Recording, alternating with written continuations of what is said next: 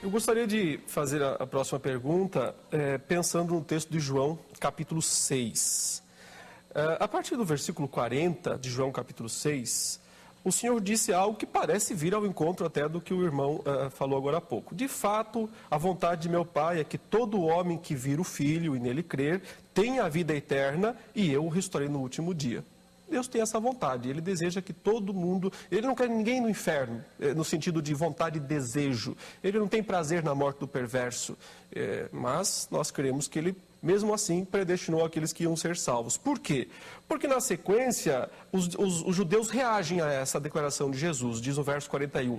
Murmuravam, pois, dele os judeus, porque dissera, eu sou o pão que desceu do céu. E diziam, ele não é aquele filho de José? Acaso é o pai dele, a mãe dele, os irmãos? A gente conhece todo mundo. Está falando aí, eu desci do céu.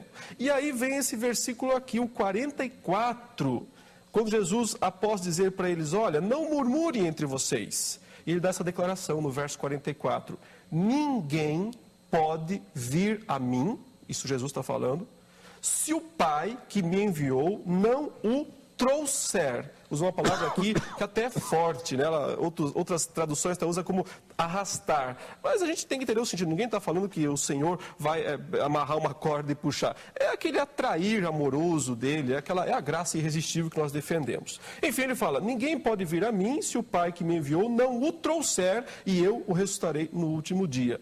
Bom, isso gerou mais um monte de discussão aqui entre eles e até mesmo os discípulos, em algum momento, no final aqui desse capítulo, começam a se afastar. Começam a se afastar de Jesus, achar o discurso duro, o discurso pesado, que discurso duro. E Jesus conclui mais uma vez no verso 65, dizendo, e prosseguiu, por causa disso é que vos tenho dito, ninguém poderá vir a mim se pelo Pai isso não lhe for concedido. Então, não lhe parece que esses textos deixam absolutamente claro que se o Pai não trouxer a pessoa a Jesus, ela nunca virá por si mesma. Se o Pai não fizer essa obra da graça, que a gente chama de regeneração, né, e que capacita e ao mesmo tempo traz o incrédulo aos pés de Cristo, se o Pai não fizer isso, o homem nunca vai se converter? 3 minutos, missionário.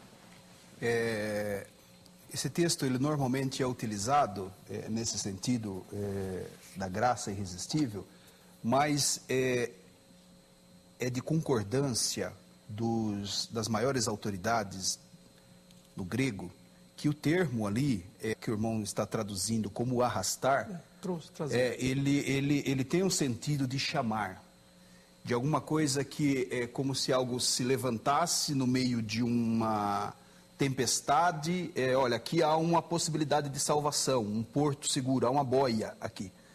Alguma coisa exercendo uma certa atração, e não algo de fato que obrigue a pessoa a responder aquilo.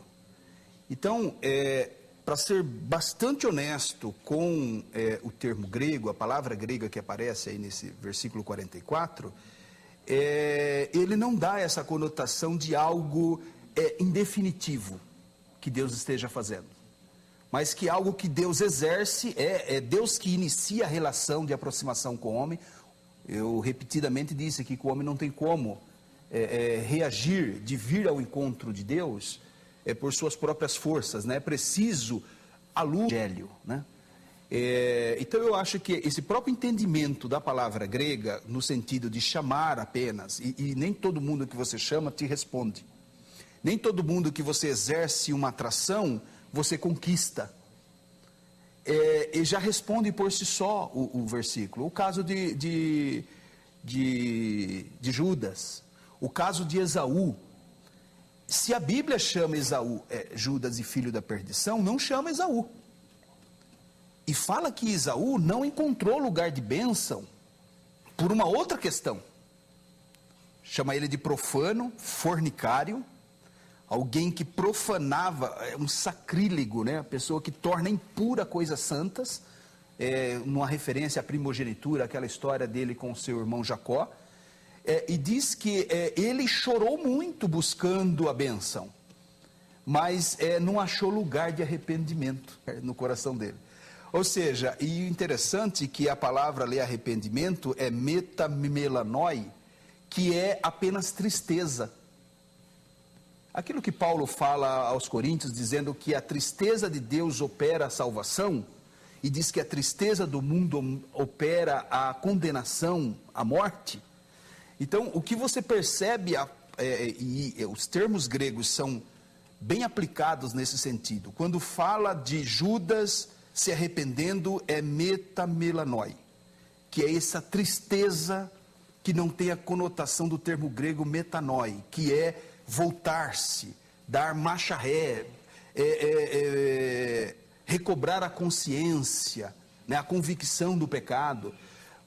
No caso de Judas é metamelanoi, no caso de Esaú é metamelanoi, e no caso de Pedro, que chora amargamente também o fato da ação, é metanoi, que é o sentido apropriado, apesar de em língua portuguesa tudo aparecer como arrepender-se, né?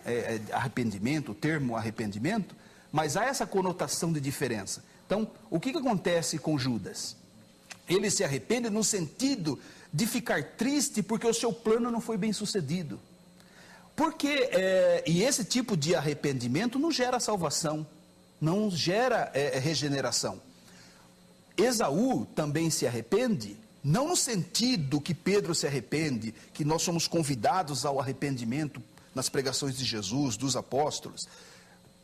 O caso de Esaú também não é encontrado lugar de arrependimento no coração dele.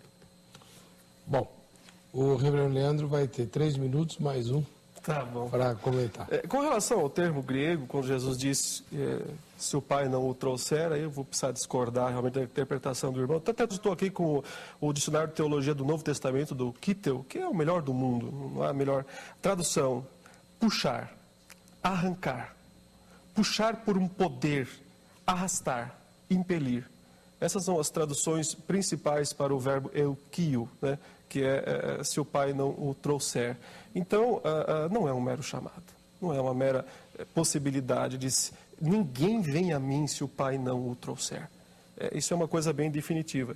Com relação ao arrependimento, concordo plenamente. O arrependimento de Judas foi um arrependimento falso, porque ele cumpre só 50% da coisa, né? Precisava haver fé depois, e não houve. Então só houve arrependimento, só houve a tristeza, né? Uma espécie de remorso pelo seu pecado. Diferentemente de Pedro que peca igual Judas, na mesma noite, né? Traz Jesus, nega Jesus, vai, chora amargamente, eles vão muito para o momento. Mas depois um vai e se mata, e o outro retorna para o Senhor arrependido. Por quê? Por que um vai e se mata? Por que o outro volta e retorna? Por causa de Deus, não por causa diretamente deles. Porque Deus fez algo especial em Pedro que não fez em Judas. Judas é o filho da perdição, o texto diz. A Escritura, para se cumprir, Judas tem que trair a Jesus. Então ele é o filho da perdição. Lembra que o Pedro, um pouco antes, assim, todo o Senhor de si, falou: Senhor, eu estou disposto a ir até a morte pelo Senhor. Esses aí podem trair o Senhor, mas eu nunca. Aí Jesus disse o que para Pedro? Pedro, Satanás reclamou a tua alma para te peneirar como trigo. E eu tenho uma má notícia para te dar: Deus deixou. Deus autorizou que ele faça isso com você. Mas eu roguei ao Pai para que a tua fé não desfaleça. Então, por que é que Pedro trai, mas não perde a fé? Porque ele diz: eu roguei ao Pai. O Senhor está guardando Pedro. Por que Jesus não fez isso com Judas?